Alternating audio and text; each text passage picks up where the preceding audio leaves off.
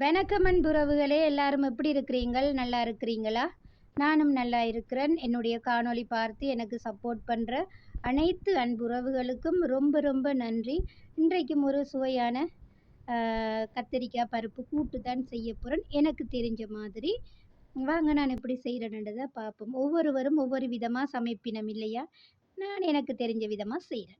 கத்தரிக்காய எனக்கு தேவையான அளவு எடுத்திருக்கிறேன். ஒரு 1/4 கிலோ கத்தரிக்காய். அத சுத்தமா கழுவி வெட்டி எடுத்திருக்கிறேன். அதுக்கு பிறகு நான் பருப்பையும் கழுவி எடுத்து வச்சிருக்கிறேன். இந்த கத்தரிக்காயோட சேர்த்துக்கொள்வோம். நாங்க எண்ணெய் விடாம தேங்காய் பால்ல சமைத்து சாப்பிடுறது தான் ஆரோக்கியமானது. எல்லா கறிகளுக்குமே நாங்க எண்ணெய் சேர்க்கக்கூடாது. இப்ப நான் இதில பச்சை மிளகாய், வெள்ளைப்பூடு, வெங்காயம் சேர்க்கிறேன். பச்சை மிளகாய், வெங்காயம், வெள்ளைப்பூடு சேர்க்கிறேன். அதோட மஞ்சத்தூள். மஞ்சத்தூளும் சேர்த்து தேங்காய் பாலும் கொஞ்சம் சேர்த்து நாங்கள் இதை வேக வைப்போம். பால் ஊற்றி வேக வைப்போம். பாலில் சமைக்கிறது தண்ணி சேர்க்காம பால் சேர்க்கிறது இன்னும் கொஞ்சம் அதிகமாக சுவையாக இருக்கும். பாருங்கள், நல்லா வெந்து அது வற்றி வந்துட்டுது. அதுக்கு பிறகு வந்துட்டு முதல் பாலையும் சேர்க்குறேன்.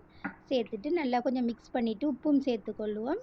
நான் அங்கால கொஞ்சம் இது தாளிப்பு கருவேப்பிலை, கடுகு, சீரகம், தக்காளி பழம், மாசிக்கருவாடெல்லாம் சேர்த்து ஒரு தாளிப்பு செய்திருக்கிறேன். பருப்பு கறிக்கு எப்போவுமே தாளித்து சேர்த்தா தான் அது கொஞ்சம் நல்ல சுவையாக இருக்கும்.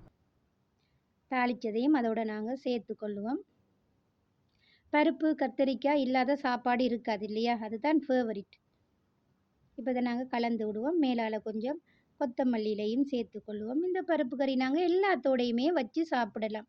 புட்டு, ரொட்டி, பான், வெள்ளை சாதம் எல்லாத்தோடையும் வச்சு சாப்பிடலாம். அவ்வளவு சுவையாக இருக்கும், நல்லா இருக்கும்.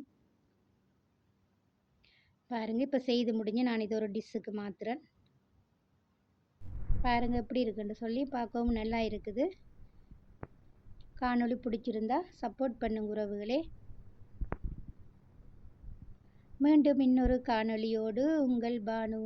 நன்றி உறவுகளே.